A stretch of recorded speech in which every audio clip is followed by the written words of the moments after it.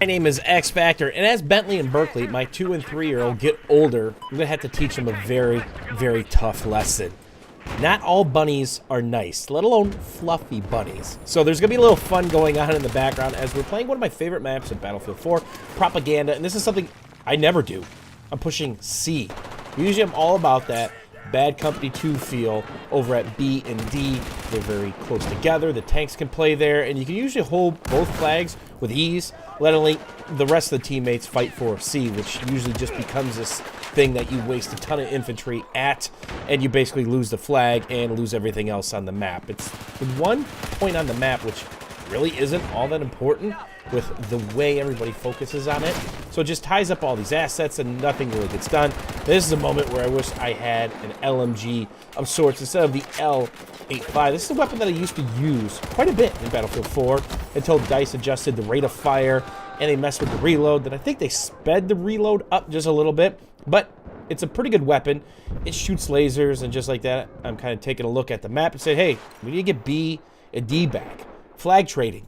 I'll take B and D if we lose C all day long, because there's this wonderful wall that surrounds C that I'm going to be playing off of, that I'm kind of hovering right now, and that's something I do oftentimes is I'll actually retreat back to a hold position if there's not a bunch of friendlies on my map and I see 5, 6, 7, 8, 9 guys in the mini-map from the enemy team. I'll get in a spot that is pretty productive for being a defensive hold spot, hoping to take out the medics, maybe 3 or 4 guys, until hopefully help comes from my teammates. And I'm trying to work the C flank. And a lot of people asking, why are you using a little bag as a cruise missile hits? Because it helps you be mobile more often. The big bag does not heal through suppression, so bullets are whizzing by your face. It actually stops to heal the bag. The small bag heals until you take damage. There are going to be 900 bullets that go off your right shoulder. As long as one of them does not hit or you don't get hit with splash damage, you're still going to be healing. And just like any time you attack a flag, you want to get into a position that can hide a couple angles that you can quickly shield damage on depending on where it's coming from. Another thing with the small bags is maybe throw out 2, get them done early, because you know you're going to need them. And you retreat back to that spot just like I did, fell in my own bag, up to 98 health, throw out a couple more just in case they need it. So here's another example of just getting back to C as quick as possible, getting a quick defensive pop on Mr. Fluffy Bunny. And this is the straw that broke the camel's back. And this is one of those moments where we're light on help. There's 2 or 3 good guys to my right, and I'm staying on burn, but there's a lot more bad guys than what you can see on the mini-map right now.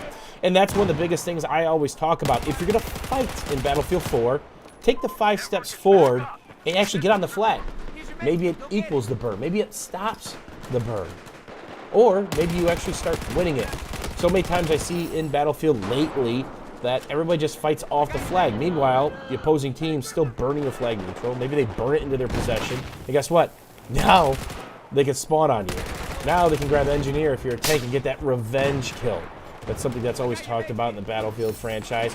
Oh, this guy just killed me with a tank. Let me get Engineer. Let me get support or some C4 and give him a nice little birthday surprise. And we're still working this A flag, trying to find the lurkers, the guys that are still being the outlet to the spawn position. And always on Propaganda, listen for the beacons.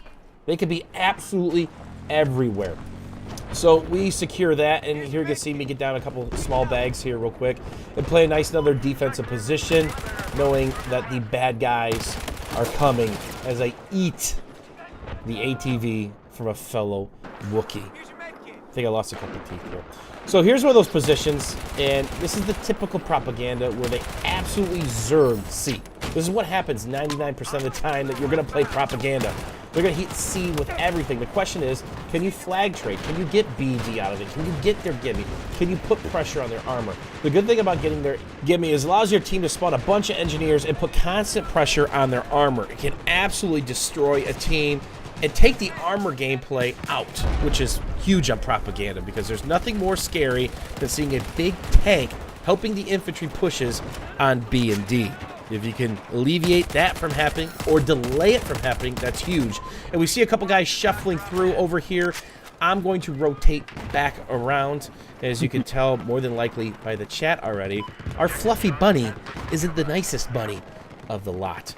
So stopping the push. sometimes it's not the most fun thing to do. And this is more than likely what I do the most when I'm playing Battlefield 4 or I'm live streaming it. I'll go out of my way to stop 1 or 2 guys, because where there's 1 guy that could quickly become 4 more if they're all dead and they spawn bomb on him, or they get a beacon out. Now they took your gimme. Now they're back raging your push on B or D, or they're back raging your push on C, and they just completely wiped you off the map. And that's the absolute worst. When you've got 1 flag left, it's your gimme, and you've got to push all the way out. More than likely, their armor's moved up. Good luck.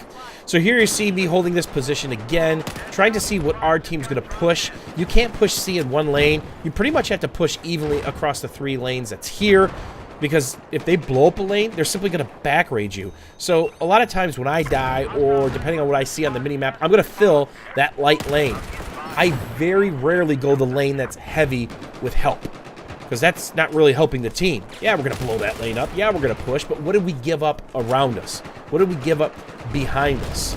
So whenever I die, I usually spawn back on a blinking flag and just try to re-walk my lane. That's something that we did in competitive. Every time you died in your lane, hey, it was your job to get it, or tell your team, hey, I really need help. They're entrenched, they're in this head glitch position, the armor's in this spot, I need some engineer help, and get that spot back. Make them earn it back, because it's really hard for them to flank if we're 3, 4, 5 guys deep in this left little alley and we get moved up to this basically broken down building. So make them earn every inch. Too many times people clump together when playing Battlefield 4. You're going to get the flag that you're attacking, but you probably lost 2 in the process, especially if the enemy team is split up and they're doing pretty well slowing down your push. Because remember, even if there's 10 guys pushing, a couple guys could slow you down if they're the proper classes.